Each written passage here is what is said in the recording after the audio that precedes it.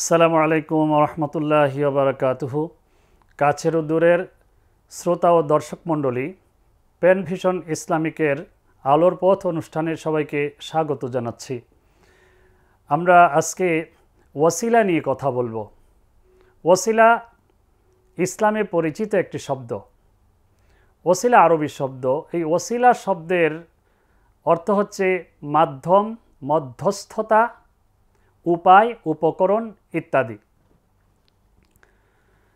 আল্লাহ সুবহানাহু ওয়া তাআলা পবিত্র কোরআনে সূরা আল মায়েদার ৩৫ নম্বর আয়াতে উল্লেখ করেছেন, ইয়া আইয়ুহাল্লাযীনা আমানুত্তাকুল্লাহ ওয়াবতাগু ইলাইহিল ওয়াসিলাতা। ওহে যারা ঈমান এনেছো, তোমরা আল্লাহকে ভয় করো এবং তার কাছে ওসিলা খুঁজে নাও। আমাদের সমাজে এই ওসিলা নিয়ে বিভিন্ন রকমের বক্তব্য, কথাবার্তা শোনা যায়, প্রচলিত আছে। যেমন আমাদের সমাজে যারা নাকি পীরপন্থী আছেন, তারা মনে করেন যে ওসিলা শব্দের মাধ্যমে কোনো ব্যক্তিকে এই নির্দেশ দেওয়া হয়েছে যে সে যেন আল্লাহর সন্তুষ্টির জন্য, আল্লাহর নৈকট্য লাভের জন্য পীরের মুরিদ হয়। তারা এই ব্যাখ্যাটাই করেন এবং এখানে ওসিলা বলতে তারা পীরের মুরিদ হওয়াকে সরাসরি মিন না করলেও, এই অর্থটা না নিলেও তারা ঘুরিয়ে ফিরে এটাই বলতে চান যে একজন ব্যক্তি যদি আল্লাহর সন্তুষ্টি অর্জন করতে চায় তাহলে তাকে পীরের মাধ্যমে এই সন্তুষ্টিটা অর্জন করতে হবে। কিন্তু পবিত্র কোরআনের এই শব্দের ব্যাখ্যায় মুফাসসিরিনে কেরাম যা বলেছেন, এখানে ওসিলা বলতে ইবাদতকে উদ্দেশ্য করা হয়েছে। অর্থাৎ কোনো ব্যক্তি যদি আল্লাহ তাআলার সন্তুষ্টি অর্জন করতে চায় তাহলে আল্লাহ তাআলার ইবাদত করতে হবে। কারণ ওয়াবতাগু ইলাইহিল ওয়াসিলা, এরপরই আল্লাহ তাআলা বলছেন ওয়াজাহিদু ফি সাবিলিল্লাহ, আল্লাহর পথে তোমরা জিহাদ করো। এখানে কিন্তু জিহাদের কথা আছে। অর্থাৎ কোনো ব্যক্তি যদি আল্লাহর সন্তুষ্টি অর্জন করতে চায় তাহলে তাকে ইবাদতের মাধ্যমেই করতে হবে। এমনিতে আমরা ওসিলা শব্দ যদি অন্যান্য ক্ষেত্রে ব্যবহার করি বা বলি, যেমন কোনো ব্যক্তির অসুখ হয়েছে, সে সুস্থতা চায়, এক্ষেত্রে তার জন্য ওসিলা হচ্ছে ঔষধ সেবন করা, ডাক্তারের কাছে যাওয়া। ইসলামী শরীয়ত এটাকে অনুমোদন করে এবং বলা চলে এটা সুন্নতের মধ্যেই পড়ে। কোনো ব্যক্তির টাকা প্রয়োজন, সে ওসিলা তালাশ করবে, অর্থাৎ এক্ষেত্রে সে কাজ করবে, কোনো একটা পন্থা অবলম্বন করবে, এর মাধ্যমে সে তার সমস্যা সমাধানের চেষ্টা করবে। এটা ওসিলা হতে পারে।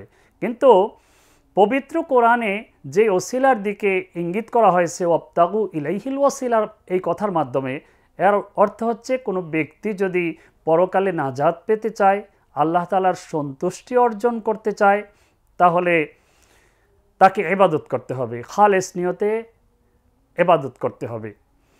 রাসূল সাল্লাল্লাহু আলাইহি ওয়াসাল্লামকে জান্নাতের একটি উঁচু মাকাম দেওয়া হবে, সেই মাকামটির নাম ওয়াসিলা। এই জন্য রাসূল সাল্লাল্লাহু আলাইহি ওয়াসাল্লাম বলছেন যে তোমরা যখন দোয়া করবে তখন আমার জন্য দোয়া করবে, আমাকে যেন আল্লাহ তাআলা ওয়াসিলা দান করেন। সেই ওয়াসিলাটা হচ্ছে এমন স্থান, যেই স্থানে বসে রাসূল সাল্লাল্লাহু আলাইহি ওয়াসাল্লাম উম্মতের জন্য সুপারিশ করবেন। সম্মানিত দর্শক ও শ্রোতা মণ্ডলী, আমাদের সমাজে ওসিলা বলতে যেই ভুল প্রচলনটা আছে, এটার ব্যাপারে আমাদের সতর্ক হওয়া দরকার। এর মাধ্যমে অনেক মানুষকে বিভ্রান্ত করা হয়। অনেক পীর আছেন, তারা এই কথা বলার মাধ্যমে মানুষকে বাধ্য করেন যে পীরের মুরিদ হওয়াই লাগবে, এবং তারা অনেক সময় একথাও বলেন যার পীর নেই তার শির নেই, এবং একথাও বলেন যে আল্লাহ তো বলছেন পীরের মুরিদ হতে, ওয়াবতাগু ইলাইহিল ওয়াসিলার মাধ্যমে তো আল্লাহ তাআলা পীরের মুরিদ হওয়ার কথা বলছেন। কিন্তু আসলে আল্লাহ তাআলা এই কথা বলেননি। আল্লাহ তাআলা আল্লাহর নৈকট্য লাভের জন্য মূলত এমন পন্থা অবলম্বন করতে বলেছেন যে পন্থাটা বান্দা নিজে সরাসরি অবলম্বন করবে। সে ইবাদতের মাধ্যমে এটা করতে পারে, সে তার একনিষ্ঠার মাধ্যমে, খালেস নিয়তের মাধ্যমে এটা করতে পারে। এটাই হচ্ছে ওসিলা।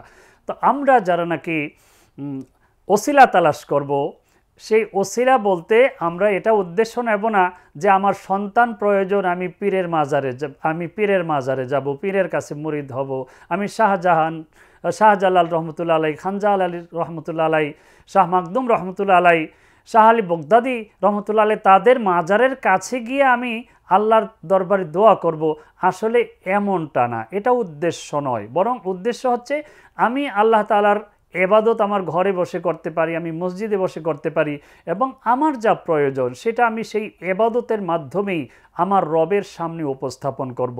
আমার রব আমার ইবাদতের মাধ্যমেই আমার সকল প্রয়োজন মিটিয়ে দিতে পারেন, আমি তার কাছ থেকে সব কিছু পেতে পারি। এখানে কোনো মিডিয়ার প্রয়োজন নেই, আল্লাহ এবং বান্দার মধ্যে কোনো মিডিয়ার দরকার নেই। সরাসরি আল্লাহ নিজেই বান্দার সকল অভাব অভিযোগ পূরণ করে দিতে পারেন। সুতরাং ওসিলা বলতে আমরা একনিষ্ঠ ইবাদতকে বুঝব। আমরা এখানে অন্য কোনো সৃষ্টিকে মিডিয়া হিসাবে ব্যবহার করব, এটা যেন উদ্দেশ্য না হয়। আল্লাহ তাআলা এক্ষেত্রে আমাদের আকীদা এবং আমলকে খালেস করার তৌফিক দান করুন। আমিন। ওয়া আখিরু দাওয়ানা আনিল হামদুলিল্লাহি রাব্বিল আলামিন।